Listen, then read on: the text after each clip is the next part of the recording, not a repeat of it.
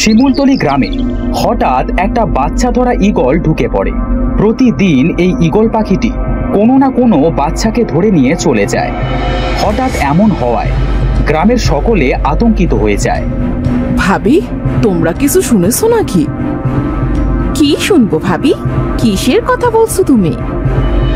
গ্রামে নাকি বাচ্চা ধরা ঈগল ঢুকেছে। ঈগল পাখিটি নাকি প্রতিদিন কারো না কারো বাচ্চা ধরে নিয়ে যাচ্ছে। আমি তো এসব শুনি নাই ভাবি। আমার মেয়েটা তো খেলা করতে গেছে। আমি বরং তাড়াতাড়ি মেয়েটাকে ডেকে নিয়ে আসি। মিলি তার মেয়েকে খুঁজতে থাকে।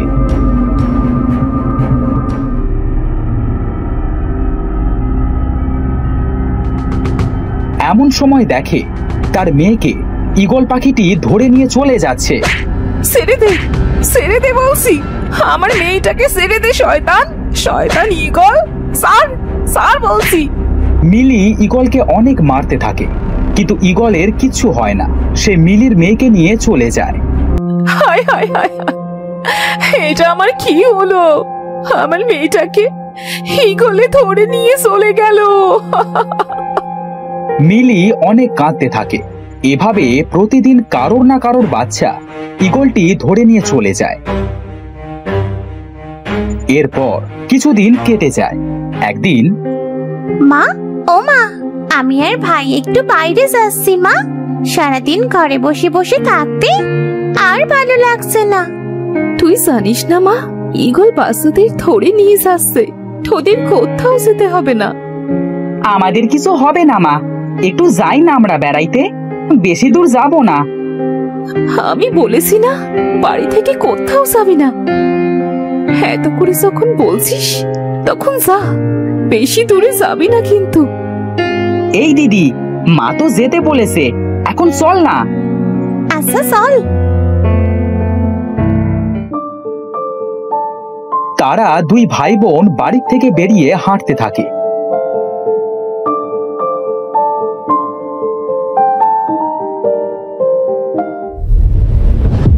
এমন সময় ঈগল পাখিটি এসে রিফাতকে ধরে নিয়ে চলে যায়।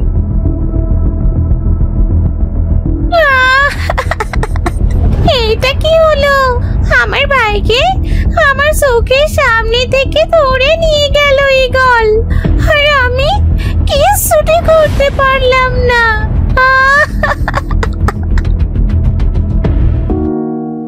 আমি আমার ভাইয়ের কিছু হতে দেব না। আমি উদ্ধার করব আমার ভাইকে। ঈগলটি এই দিক দিয়ে গেছে, আর দেরি করলে চলবে না। জিমি তার ভাইকে উদ্ধার করবার জন্য ঈগলটা যেদিকে গেছে সেই দিকে হাঁটতে থাকে।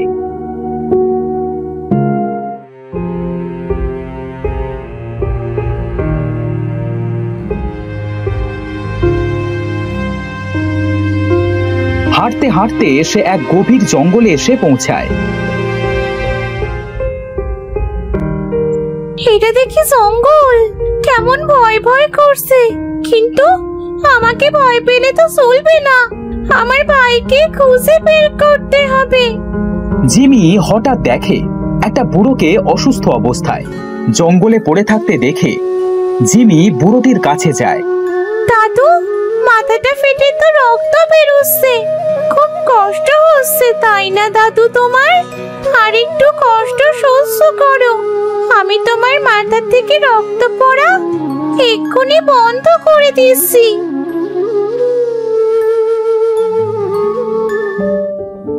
জিমি কিছু লতা এনে সেটা ডোলে বুড়োর মাথায় লাগিয়ে দেয়। এরপর জিমি তার জামার কিছু অংশ ছিঁড়ে বুড়োটির মাথায় বেঁধে দেয়। ধন্যবাদ তোমাকে মেয়ে, তুমি যেমন সাহসী তেমনই বুদ্ধিমতী। ধন্যবাদ কেন দিচ্ছ দাদু? তুমি অসুস্থ অবস্থায় পড়েছিলে, তাই আমি তোমাকে সাহায্য করেছি মাত্র। তা তোমার মাথাটা ফাটলো কিভাবে দাদু? এক শয়তান ডাইনির সাথে লড়াই করতে যে আমার মাথাটা ফেটে গেছে। তুমি ডাইনির সাথে লড়াই করেছো? তাহলে তো তোমার খুব কষ্ট হয়েছে। ডাইনির সাথে লড়াই করেও আমি ডাইনিটাকে মারতে পারলাম না। আচ্ছা, এসব কথা বাদ দাও। তুমি এই গভীর জঙ্গলে কেন এসেছো? বাচ্চা ধরা ঈগল আমার ভাইকে ধরে নিয়ে গেছে জানো, তাই আমি তাকে উদ্ধার করতে যাচ্ছি। আমাকে যে ডাইনিটা আঘাত করেছে ওই ডাইনিটাই গ্রাম থেকে তার ঈগল সন্তানকে দিয়ে বাচ্চা ধরে নিয়ে আসছে। ঈগল ডাইনিটার সন্তান? হ্যাঁ, ঈগল ডাইনিটার সন্তান। ঈগলকে ছোট থেকেই ডাইনিটা বড় করেছে। এই ডাইনি বাচ্চাদের কেন ধরে নিয়ে যাচ্ছে? ডাইনিটা অনেক শক্তিশালী হতে চায়, তার জন্য 100টি বাচ্চা লাগবে যাদেরকে সে পোড়াবে এবং সেই ছাই দিয়ে সে গোসল করবে। কি বলছেন আপনি এসব? আমি ঠিকই বলছি। তুমি কি পারবে তোমার ভাইকে উদ্ধার করতে? আমাকে সে পারতেই হবে। আমার ভাইকে ছাড়া আমি থাকতে পারবো না।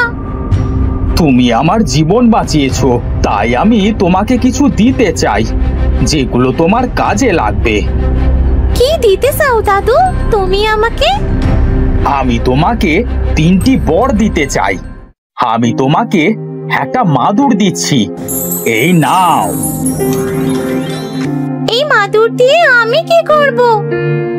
এই মাদুরকে তুমি যেখানে যেতে বলবে, এই মাদুর তোমার কথা মতো তোমাকে সেই জায়গাতেই নিয়ে যাবে। এই নাও লাঠি। এই লাঠি কি কাজে আসবে? এই লাঠি ছুঁয়ে দিয়ে তুমি যে কোনো প্রাণী তোমার নিজের বশে আনতে পারবে। আর এই হারটা রাখো, এই হারটা তুমি গলায় পরলে তোমার ওপরে কোনো জাদু শক্তি কাজ করবে না। ধন্যবাদ দাদু আপনাকে, আপনি আমার অনেক বড় উপকার করলেন। এইবার ওই শয়তান ডাইনিকে আমি কিছুতেই ছাড়বো না। আমি তাহলে এখন আসি। জিমি মাদুরটাকে বলে, মাদুর, আমাকে ওই শয়তান ডাইনির কাছে নিয়ে যা।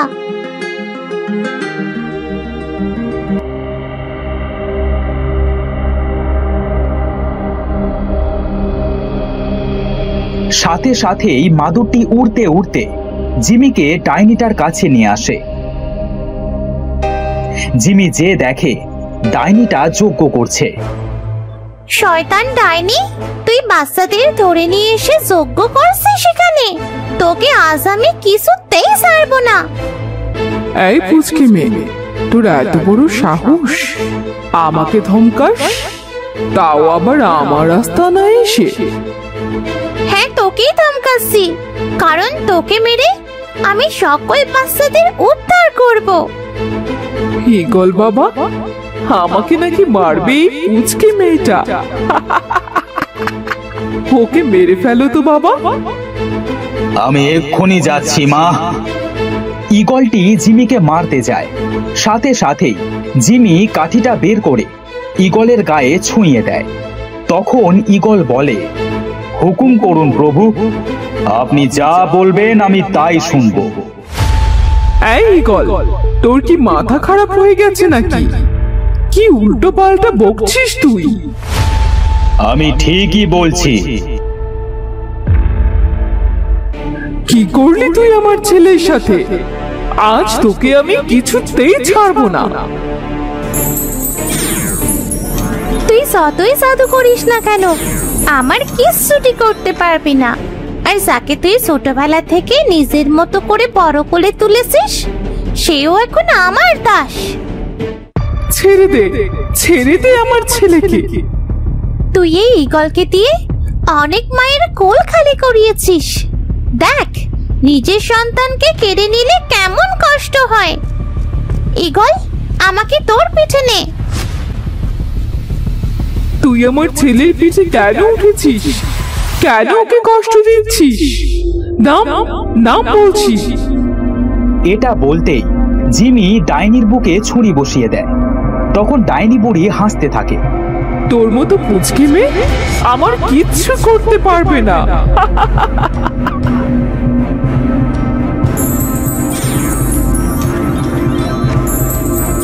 তুই খালি খালি তোর শক্তি নষ্ট করছিস। জিমি কিছু সময় ভেবে বলে, ঈগল, তুই কি জানিস বুড়ির আত্মা কোথায় আছে? জি প্রভু, আমি জানি বুড়ির আত্মা কোথায় আছে। বের করে নিয়ে আয় দেখি বুড়ির আত্মাকে। ঠিক আছে প্রভু। এটা বলে ঈগল তার নিজের বুকের ভিতর থেকে তার কলিজা টেনে ছিঁড়ে নিয়ে আসে। সাথে সাথে ঈগলটি মারা যায়। ওরে মরে গেলাম রে, কেন করলি বাবা তুই এমন? এরা সবাই মারা গেছে। এসব সম্ভব হয়েছে বুড়োর দেয়া 3 বরের জন্য।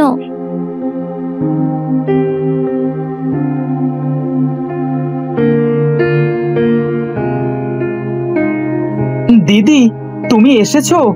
আমি জানতাম তুমি ঠিক আমাকে উদ্ধার করে নিয়ে যাবে। হ্যাঁ, আমি এসেছি এবং সবাইকে নিয়েই ফিরে যাব। আমাদের কেউ বাড়ি নিয়ে যাবেন আপনি? ওই ডাইনিটা আপনাকে কিছু বলবে না? ডাইনিটাকে আমি মেরে ফেলেছি। তোমরা কেউ ভয় পেও না। তোমরা সকলে এই মাদুরের পরে ওঠো। তারা সকলে মাদুরের উপর উঠে বাড়ির দিকে রওনা দেয়।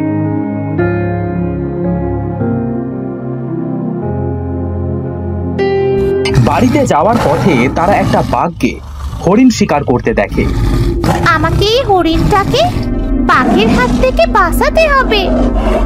দিদি, এই বাঘটা আমাদের খেয়ে ফেলবে না তো? না ভাই, আমাদের কিচ্ছু হবে না, কিন্তু আমাদের খুব ভয় করছে দিদি। তোদের ভয় করলে তোরা মাদুরের পরে থাক, আমি একাই যাচ্ছি। জিমি মাদুর থেকে নিচে নেমে বাঘের কাছে যায় আর কাঠিটা বাঘের গায়ে ছুঁয়ে বলে, বাঘ, তুই হরিণকে ছেড়ে দে আর এখান থেকে চলে যা। সাথে সাথে বাঘটা সেখান থেকে চলে যায়। সত্যি তো, বাঘটা তোমার কথা শুনলো দিদি। হ্যাঁ রে ভাই, এখন থেকে আমি সবাইকে সাহায্য করব। আমাকে বুড়ো যে 3টে বর দিয়েছে সেইটার জন্যে। এরপর তারা আবার মাদুরের ওপর ওঠে।